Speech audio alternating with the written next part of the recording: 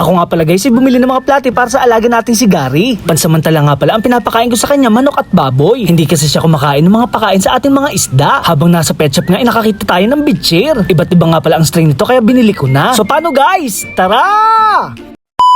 Ngayong araw nga pala guys ay dumating na ang mesa at mga upuan na in-order namin sa Shopee. Kakalipat lang kasi namin dito ni Aling Rihina kaya wala pa gaanong gamit. Hindi ko pa nga pala na-unboxing at nasa-setup itong nabili namin sa Shopee. Para magkaroon nga pala ng laman itong aming terrace, dito ko nga pala ilalagay ang lamesa at mga upuan. Tamang-tama nga pala ito sa umaga dahil dito masarap magkape. Medyo nahiya na rin kasi ako sa mga bumibisita dito sa aming bahay. Hindi kasi sila nakakaupo at lagi nilang nakatayo.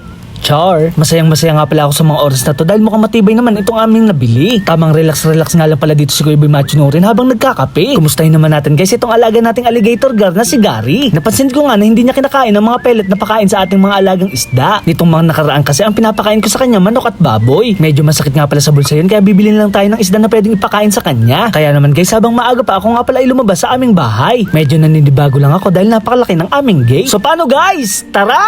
Mabuti na nga lang napakaganda na ng panahon. Mayat maya na lang kasing umaambon dito sa aming lugar. Dito nga pala tayo pupunta kay Tisoy Fish Farm. Maaga nga pala sila nagbubukas dahil nag-harvest sila ng iba't ibang klaseng isda. Agad nga pala akong namili kung anong ipapakain natin kay Gary. Meron nga pala dito ang tigta 3 pisong balon moli. Available din pala dito ang mga goldfish. Tamang-tama lang daw pala to sa ating alaga na si Gary dahil ito ay malaki na. Ang kaso lang guys, ang pinili ko nga pala itong pinakamura. 2 piraso lang pala kada isa nito kaya bibili na tayo ng marami. Kahit papano nga ay mabubusog na natin dito si Gary. Dahil wala na nga palang pasok, may mga bata na ditong namimili ng mga isda. Available na rin kasi dito ang mga Oscar na tiger fish. Big shoutout nga pala sa ating followers na laging nakatutok sa ating mga video. Ako nga pala ay dumalaw dito sa likod dito sa fish farm. Ang wish ko nga sana magkaroon ako ng ganitong klaseng fish pan para kasyang-kasya si Gary. Matagal na nga pala ako naghahanap ng bitchir. Tamang-tama nga dahil nagbebenta sila na maliliit nito. Medyo nakakatuwa lang dahil meron din pala nitong albino. Matagal ko na nga palang gustong mag-alaga nito kaya bumili tayo ng 3. Kaya naman guys, happy na naman si Kuya Boy Machunurin. Bago nga umuwi, duman muna ako dito kila Kuya Dugs. Nabalitaan ko kasi na dumating si Boy Ubo at si Boy Skincare. Sa mga hindi nga pala nakakaalam, sila nga pala ay nagbakasyon sa Baguio. Sayang nga lang dahil hindi kami nakasama nila Kuya Dug. Sana nga lang sa susunod ay makasama na kaming lahat. Pagka-uwi ko nga pala sa bahay ay saktong-sakto naman ay tanghalian na. Kaya naman guys, food trip na naman si Kuya Boy Machunurin. May ilalagay na rin pala natin itong nabili nating mga moli. Ako nga pala ay bibili din sana ng superworm kaso lang walang available. Maganda rin kasi yun dahil mataas sa protein at napakabilis magpalaki. Kinakain ko din pala ng moli itong ating mga Oscar fish. Paminsan-minsan nga daw ay maganda sa kanilang katawan na pinapakain ng live foods. Bigla ko naman napansin na napakabilis lumabo ng ating tubig. Nung isang araw lang kasi ako nag-water change nito at nagpalit ng kanilang filter. Mapunta naman tayo guys sa nabili nating mga bitchir. Ilalagay ko nga pala sila dito pansamantala sa ating container. Hindi ko kasi sila pwede isama sa ating mga monster fish baka sila ay kainin. Huwag nga pala natin kakalimutan na mag-acclimate. Dahil galing gripo nga pala ang ating tubig, kailangan natin maglagay ng water conditioner. At syempre guys, ang pinaka-importante ay merong aerator. So paano guys, hanggang dito na lang. Maraming salamat sa panunood. Paalam! Yeah!